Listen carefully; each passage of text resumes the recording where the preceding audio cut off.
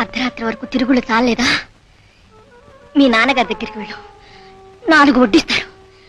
అప్పుడు కానీ నీకు బుద్ధి రాదు. నువ్వుండగా నాకేం భయం అమ్మా? అదే రాని భరోసా. ఒరే చూడు, ఈ రోజు ఏమైనా సరే నేను మాత్రం నీకు అడ్డురాను.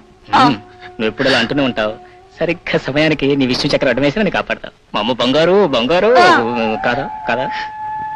మీ నాన్నగారు ఎన్నిసార్లు మందలించినా నీకు బుద్ధి రాదురా. అసలు ఉంటేగా రోజు ఏదో తంట తెస్తూనే ఉంటావు. నీ మొక్క నాకు చూపించొద్దు.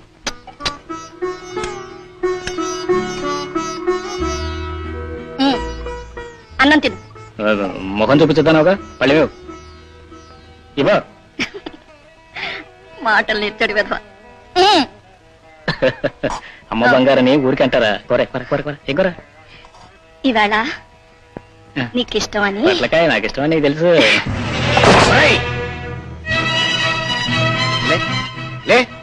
ఏమండి? ఏమిటండి ఇది? వాడిని భోంచనివ్వండి. నువ్వు చేస్తున్న పనులకి ఊరంతా నా మీద ఉమ్మేస్తుంటే నీకు అన్నమైన చేయిస్తుందిరా. ఏమండి? నువ్వు నోరుమై. నిన్న రాత్రి వీడు రామూర్తి గారి ఇంట్లో చేసిన కోళ్ల దొంగతనానికి అతను నన్ను నడిపోతాలు పట్టుకుని నాన్న మాట్లాడుతుంటే తలెత్తుకోలేకపోయాను. రేపటి నుంచి వాడు బుద్ధిగా ఇంట్లోనే ఉంటాడు. మీరు వెళ్ళండి. ఆష్టంలో ఇన్నాళ్ళు ఎదురు చూసాం, కానీ వీడి బుద్ధి మాత్రం మారలేదు. జీవితంలో ఏనాడైనా ఆకలితో బాధపడ్డాను కానీ అవమానాలతో బాధపడలేదు. వీడి వల్ల నా పరువు బజారు పాలవుతుంది. నా ఇంట్లో రౌడీలకు జులాయిలకు స్థానం లేదు. పోరా బయటికి పో. సావిత్రి, ఈ ఇంట్లో వాడు నేను ఎవరో ఒక్కడే ఉండాలి. బాబు బాబు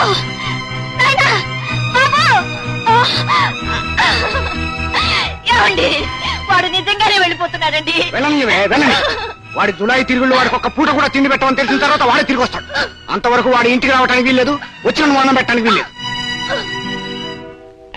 పెళ్లి వారు వస్తున్నారా? ఎవరిని? మిమ్మల్ని చూడ్డానికా? కాదు, నిన్ను చూడడానికి. కోడి కూతురు నువ్వును. అమ్మాయిని చూసుకోవడానికి అనకాపల్లి నుంచి అప్పలస్వామి నాయుడు గారు వస్తున్నారు. ఎవరో రానక్కర్లేదు, అమ్మాయికి సంబంధం ఇష్టం లేదు. అవునా? మీరిద్దరు జాయింట్ గా నోరుమోయండి.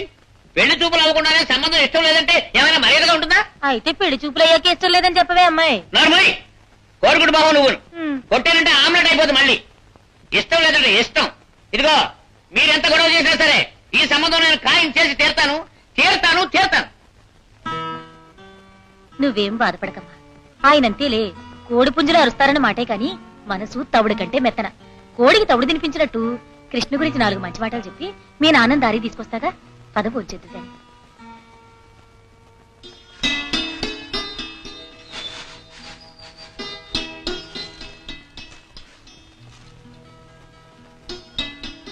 ఏమ్మా ఉషా, ఎలా వచ్చావు? ఊరికే నిన్ను చూద్దామని అత్తయ్య. నన్నా? కృష్ణనా? నిజంగా అత్తయ్య, నిన్ను చూద్దామనే. నాకంతా తెలుసు. ఇప్పుడు కృష్ణ ఇంట్లో లేడు. వాళ్ళ నాన్నగారు రాత్రి ఏదో అన్నారని అలిగి వెళ్ళిపోయాడు. పిచ్చివేద. ఆకలేస్తే ఒక్క క్షణం ఉండలేడు. తిండి తిప్పలు లేకుండా ఎక్కడ తిరుగుతున్నాడో ఏమో.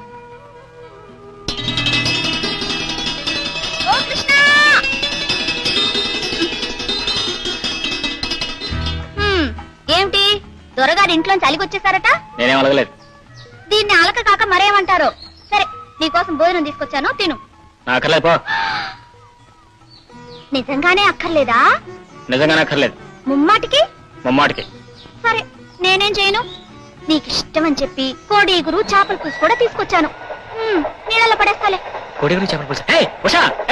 అప్పుడుగా నీ తిక్క బంగారం అనుకో నీళ్ళ పడేస్తాను. కళ్ళుంచి పళ్ళు పీకేస్తాను. అలా రా దారి. నీళ్ళ పడేస్తాను. నీళ్ళ ఇంత వయసు వచ్చినా చంటికురాళ్ళ ఇంకా అలగడం ఏమిటి చెప్పు? అలాగబట్టే కొడిగిరు చేపల పులుసు వచ్చింది. అవును, నేను రోజు ఇలా అలుగుతూనే ఉంటాను. నువ్వు రోజు తెస్తుంటా? నువ్వు అలిగినా రేపటి నుంచి నేను ఇలా రాలేను కృష్ణ. మా నాన్న నాకు వేరే సంబంధం చూస్తున్నారు. నన్ను చూడ్డానికి పెళ్లి వాళ్ళు వస్తున్నారు. నేను నీకు వేరే సంబంధం చూడటం ఎందుకు? ఎందుకంటే ప్రస్తుతం నువ్వంటే మా నాన్న కాస్త ఇదిగా ఉంది కదా. ఇదిగా ఉన్నా అదిగా ఉన్నా నీకు వేరే సంబంధం చూడటానికి వీలేదు. తెలుసా వీల్లేదని నువ్వు ఇక్కడే కూర్చుంటే ఉమ్. రేపు అనకాపల్లి అప్పల స్వామి రాను వస్తాడు, పెళ్లి నిశ్చయం అవుతుంది. ఎవరు అనకాపల్లి అప్పల స్వామి ఎవడు వస్తున్నాడు? రేపు పొద్దున ప్యాసింజర్ లో. వెనకాపల్లి అప్పలసం గారు పెళ్లి చూపులకు వెళ్తుంటే ఈ జనం ఒకళ్ళు అడ్డం ఎక్కనెవరు దిగానెవరో చేసే ఏం జనం ఏం పాడు. అయ్యగారు రిక్షాలు ఏయ్, ఏయ్,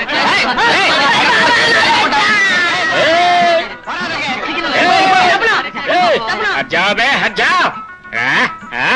సలామాలేకుం అప్పన్న సాబ్, సలామాలేకుం. నా పేరు నీకెలాగ తెలిసిపోయింది వాయ్? అరే ఏమి మాట చెప్తారు సాబ్, క్యా బాత్ బోల్ రహే హై. విజయనగరం కి గంటస్థానం తెలుసా, విజయవాడ కి కనకాదుర్గమ్మ తెలుసా అన్నట్టుంది మీ మాట. అనకాపల్లి అప్పల స్వామి అంటే ఆంధ్ర నుంచి అండమాన్ వరకు ఒకటే మోతకెళ్ళి సాబ్. ఢామ్ ఢామ్ ఢామ్ ఆటం బామ్. మీరు కీర్తి చేసలేని எனக்கு తెలిసిపోయినట్టుంది. మహారాజుల్లోగా మనం ఆయన రండి సాబ్. అరే మహారాజు ఏమి ఇక్కడ మా భాయ్ నవాబ్లా తీసుకెళ్తాం రండి సాబ్. గుర్రబండి భలేగుందిరా. Hi hi. బండిలో కూర్చొని కొత్త గుడ్డలు వేసుకొని పెళ్లి చూపులకు వెళుతుంటే ఏం పోల్నా సాబ్, తమరు ఎవరి ఇంటికి వచ్చినారు?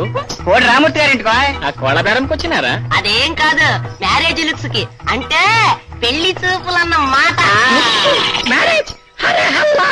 ఏ సాహిబు బండి ఆపేశావు?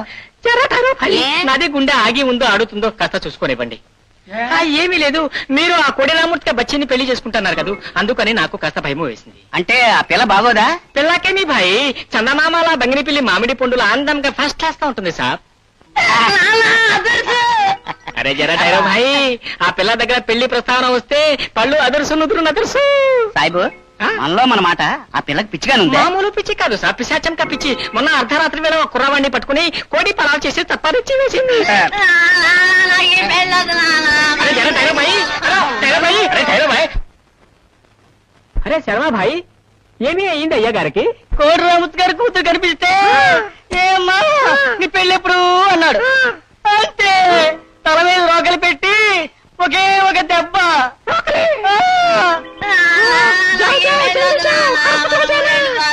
ఉండరా నువ్వు? పెళ్ళదు అరే చూపు రాహో భాయ్, కోడి రామూర్తి గారు కోటి సంచులు ఇస్తారు, కోటి సంచులు. కోటి సంచుల సంగతి తర్వాత చూసుకోవచ్చు గానీ ముందు ఈ దెబ్బల సంగతి ఏమిటి నాయన? అరే అల్లా క్యా హో గయా? మస్తాన్ సాహిబు బండి కడతామంటారా, ఆసుపత్రికి వెళ్ళాలి. అరే ఎట్టా కుదురుతుంది భాయ్, ఇవతల పెళ్లి బేరం ఉన్నది. అరే ఆ మొఖాలేమి, ఆ మోచే ఏమి, ఆ కోతిమూతి ఏమి, ఏమైంది మళ్ళా? ఏం చెప్పనురా మస్తాను, యా పొద్దున్న కోడి రామూర్తి గారి కూతురు లేదు. ఆ ఉసే ఆ పిల్ల కనిపిస్తే ఏం చిట్టి తల్లి ఇవాళ నీ పెళ్లి చూపులట కదా అన్నారు. ఆహా. అంతే నా కర్మ కొద్దీ ఆ పక్కనే ఓ రాళ్ళ ఉంటుంది. అంతే అరే అల్లా, అరే అల్లా. అమ్మా రాయి పక్కా.